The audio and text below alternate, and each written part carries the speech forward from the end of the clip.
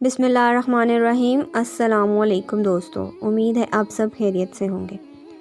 مدنی دور کی بات ہے جب ایک گستاخ شاعر نے رسول خدا کی شان اقدس میں گستاخ خانہ اشعار لکھے۔ اصحابہ نے اس گستاخ شاعر کو پکڑ کر بوری میں بند کر کے حضور صلی اللہ علیہ وسلم کے سامنے پھینک دیا۔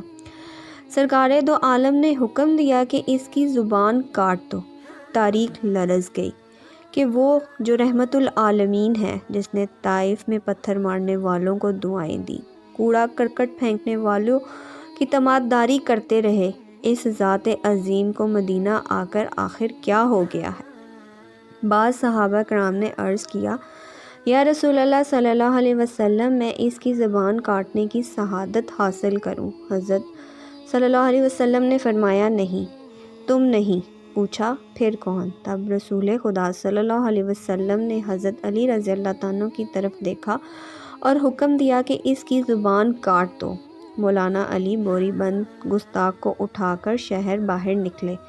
حضرت کبار رضی اللہ عنہ کو حکم دیا کہ جائیں میرا اونٹ لے کر آئیں۔ اونٹ آیا۔ حضرت علی رضی اللہ عنہ نے اونٹ کے پیروں سے رسی کھولی، گستاخ شاعر کو بوری سے باہر نکالا اور 2000 درہم اس کے ہاتھ میں دے دیے، اونٹ پر بٹھایا اور فرمایا، بھاگ جاؤ۔ گستاخ حضرت علی رضی اللہ عنہ کو دیکھ رہا ہے، فرمایا، بھاگ جاؤں؟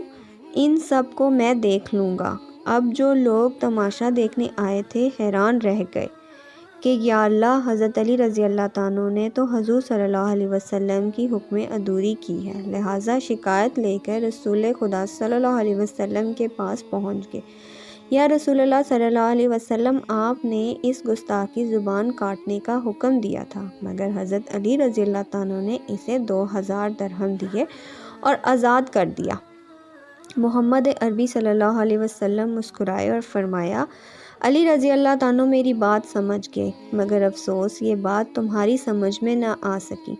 وہ لوگ پریشان ہو کر یہ کہتے چل دیے کہ یہی تو کہا تھا کہ زبان کاٹ دو، علی نے تو کاٹی ہی نہیں۔ اگلے دن صبح فجر کی نماز پڑھنے جب سب مسجد میں پہنچے تو سب حیرت میں ڈوب گئے۔ کیا دیکھتے ہیں کہ وہ گستاخ شاعر وضو کر رہا ہے۔ پھر وہ مسجد میں جا کر رحمت العالمین صلی اللہ علیہ وسلم کے آگے معذبانہ اپنی جیب سے ایک تحریر نکال کر کہتا ہے، حضور پر نور، آپ کی شان میں نعت لکھ کے لایا ہوں۔ یوں حضرت علی رضی اللہ عنہ نے ایک گستاخ رسول کی گستاخ زبان کاٹ کر اسے حرمت رسالت والی زبان میں تبدیل کر دیا۔